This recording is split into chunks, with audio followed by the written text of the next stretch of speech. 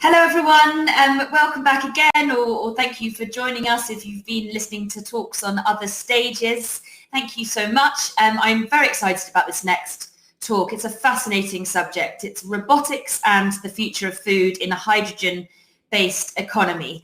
And I'm delighted to introduce the two guests who are going to be in conversation for this. It's Bill Jayne, who is a serial cross-discipline entrepreneur whose technological achievements include products ranging from building the first global artificial intelligence-based food forecasting system in the late 1970s to software industry household names like Symantec and Windows to robotic systems that revolutionized the 40 billion global outdoor advertising industry. And he is talking with John Markoff, who was one of a team of New York Times reporters who won the 2013 Pulitzer Prize for Explanatory Reporting for, and it's in quotes, its penetrating look into business practices by Apple and other technology companies that illustrates the darker side of a changing global economy for workers and consumers. And he's a journalist best known, as I say, for his work at the New York Times and his book and series of articles about the 1990s pursuit and capture of hacker Kevin Mitnick. He's also the author of a number of books, including The High Cost of High Tech, Cyberpunk, Outlaws and Hackers on the Computer Frontier, and Takedown, The Pursuit and Capture of America's Most Wanted Computer Outlaw. So thank you both very much indeed. I will now hand over to you. Morning, everybody. I'm John Markoff, and to my left on the screen is Bill Jayne. And so good morning, good afternoon, and good evening. That's really fun to say. I've never been able to say that before. So Bill and I are in Silicon Valley, and we've been having this conversation on and off for more than half a decade. And we're going to talk about AI and its impact on agriculture this morning. I'll be the skeptic. Bill is the optimist. And where I wanted to begin is talking about employment, because Bill's got a vision of the impact of AI on agriculture that I think is interesting in one particular way. You know, since the Industrial Revolution, the number of people engaged in agriculture has declined steadily, and I think it's now somewhere below 2%. And Bill has an argument that the next wave of AI is actually going to turn that around, and that there will be more people working in the food chain than dramatically more. And so why don't we start there, Bill? What is the basis of this argument that there'll be more people working in the AI world than less? So the difference now is that the effect of AI is that the knowledge that's required to be a farmer is something that becomes essentially ubiquitous because of the internet. It is the technology of the internet that is the fundamental kind of distributor of the ways and means to be able to grow food. You know, when you think about it from your household plant perspective, the reason why most of us don't have plants in our houses is that we forget to water them and they die on us. And so but if you throw in a chip into the pot with the household plant, it can kind of figure out when the plant needs to be watered and kind of magically, autonomously keep it alive for you. So paint a picture of what you think this new model of agriculture production might look like. Right now, we already have things like vertical farming and open agriculture projects that are using machine learning to grow food, but you're talking about something even more radical, I think. So what's going to happen, and what is already happening, it's just a matter of going to Amazon and ordering the parts, is that the switch from large scale agriculture, where things are grown in vast quantities and shipped all over the planet, is now shifting to something that is highly localized, because the knowledge of how to be able to grow and produce food can be put into can be put in a closet or in a window in your house. And so what the real effect of robotics and AI is that it allows you to be able to farm really within your home.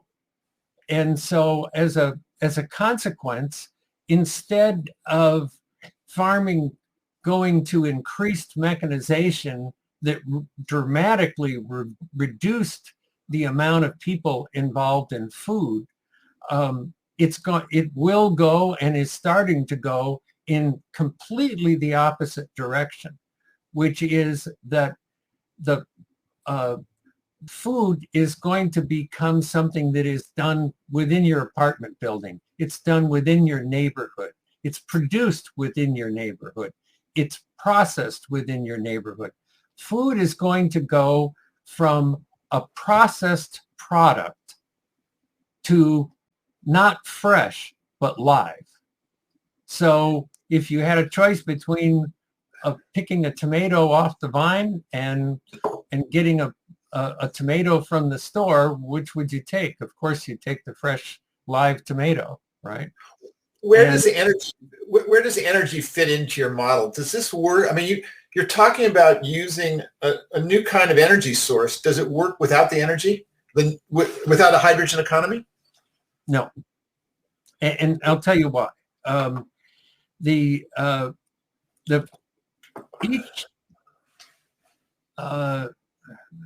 What this comes down to is when you do the economics, it requires about 10 kilowatts a day per person to produce all of the food that each individual needs. And that's an average based on a global average. It's independent of what climate people live in and that kind of stuff, and their diet. And so the key difference is that it requires a significant amount of energy to be able to be produced. And the fact that such a high energy requirement is there means that there has to be some other energy source. People in undeveloped nations can't necessarily get access to the kinds of, the volume of electricity. Even in highly developed nations like China, they still have areas that they're having a hard time producing enough electricity. And so, the key kind of catalyst that makes all of this happen is extremely low cost and also essentially indefinitely abundant power. And the hydrogen economy is what creates that. So you're talking about a new kind of internal combustion engine that is really not on the horizon yet, or it is on the horizon? It's just the crescent of the horizon right now. We're just beginning to see the light. Just in the last 6 months, last year, the technology has evolved in multiple different ways of being able to convert water directly into hydrogen gas to provide the fuel to run a standard internal combustion engine. The only difference between a hydrogen engine and a gasoline-powered engine or a diesel-powered engine is the fact that you're now running off of a small amount of hydrogen and no petrochemical-based fuel at all. But the only fuel is hydrogen. But this requires being able to extract hydrogen from water at an economically viable cost. And the technology that has hydrogen engines have been around for a long time. Using hydrogen as fuel has been around for a long time. That's nothing new. What's happened in the last 6 months to a year is the technology has come about that's cheap and practical to be able to take the electrical generating capabilities that internal combustion engines have to develop their own spark and provide, electricity for lights and all that kinds of stuff in vehicles, and convert water into hydrogen. And of course, one of the advantages of hydrogen burning engines is the only emission that they put out is water. There's no CO2. There's no other product in the exhaust. Yeah. And it's actually kind of a form of distilled water. It's a pure water that it puts out. But until now, extracting hydrogen from water has been expensive. Your argument is it's going to be cheap in the future. It's not only been expensive, but it also was done with kind of catalytic materials like stainless steel and other metals that produced other byproducts that were not desirable. And that's all over, because basically the one method is to use carbon as to use graphene as the conductive agent. And then there's another entirely different technology that's based on doing nanostructures that allow you to be able to break the hydrogen and oxygen bond of water mechanically on a nano level. And that's just remarkable that it's even possible to me. So, I think you fell away for a second. I've lost your audio stream. Are you still there? Am I still here? I don't know. You're back, at least for me. I apologize. So we have three components here. We have sort of this employment part of the model. Right. We have energy. And then I also wanted to ask you about land, because in your model of the future of agriculture, agricultural production moves from the rural area to the urban area. How does that happen? Well, it kind of seems antithetical, because, when we think about agriculture, we think about big farms. But there's a relatively unknown in this country but interesting fact. It's common knowledge in Europe, but the second largest exporter of high-value foods in the world is one of the smallest countries on the planet, and that's the Netherlands. The Netherlands have been developing the technology to be able to produce these foods and to become a major food production system for the last 40 years.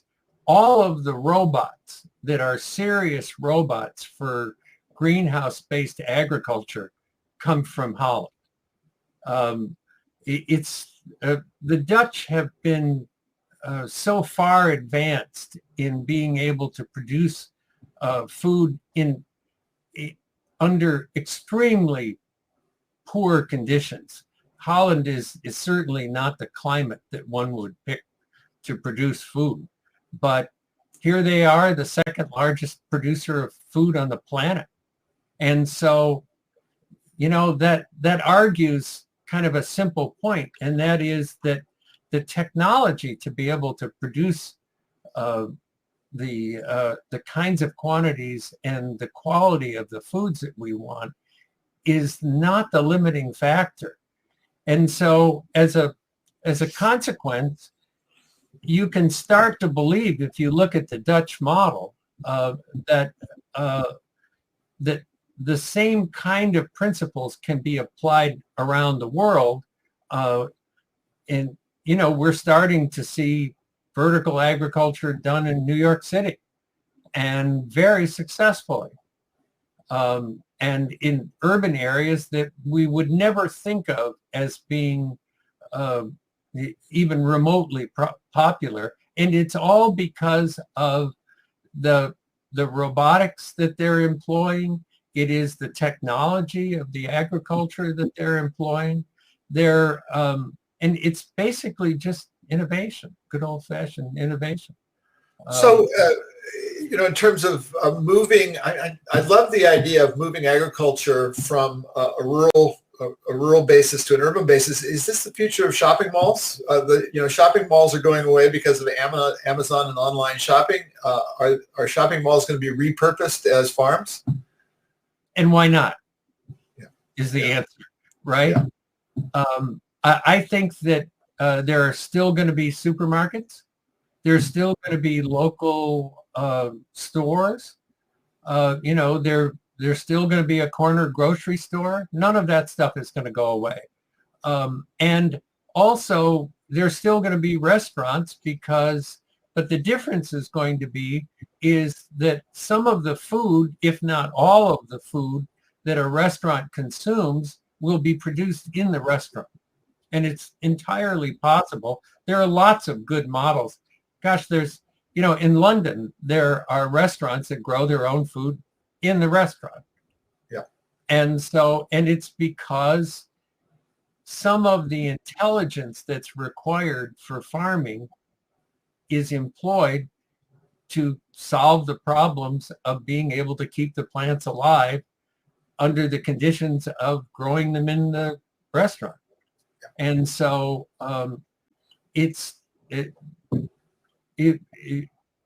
think that we're going to see the age of a petrochemically driven agricultural system where we ship products all over the world. In the United States, the average fruits and vegetables travel 1,500 miles from the farm to the table.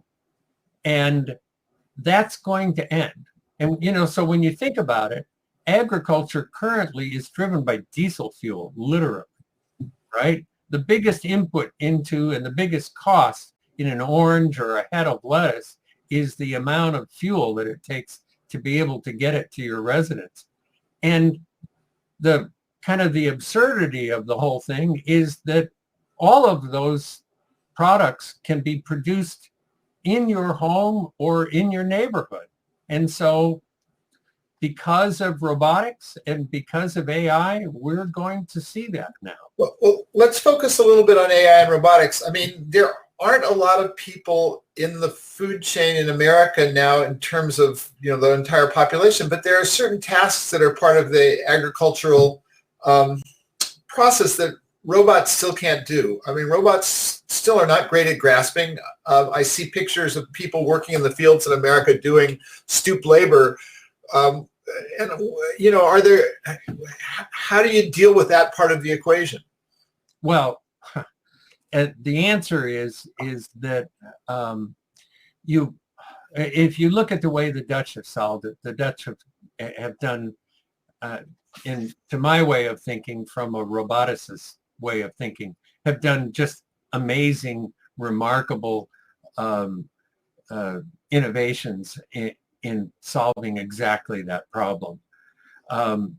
And one of the things that people, we do it here in my company, but one of the things that's interesting about robotics is that we don't think of an inkjet printer as a robot, right? But our inkjet printer, in fact, is a robot. And all of the technology that goes into an inkjet printer is all the technology that you need to be able to produce a robot, to be able to pick, to be able to trim, to be able to do the planting operations. And so one of the things that we're going to see are robots that cost what inkjet printers do. They're going to be well under $100, and they're going to be in restaurants. They're going to be at your local supermarket. They're going to be in your garage. They're going to be in your apartment.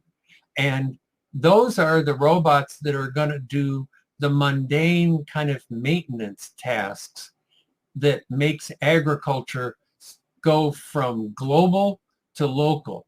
And there's no stopping that.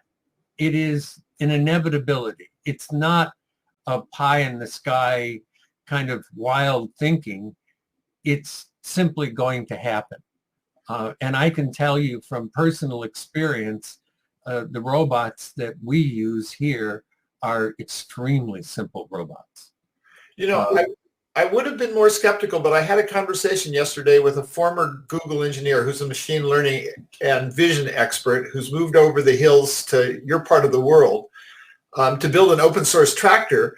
But what he did when the pandemic happened is he put up a very simple online site, and he wove together a community of small producers, rural producers, to sort of basically recreate a supermarket online using internet technology. So I could actually see your model working very easily in the future.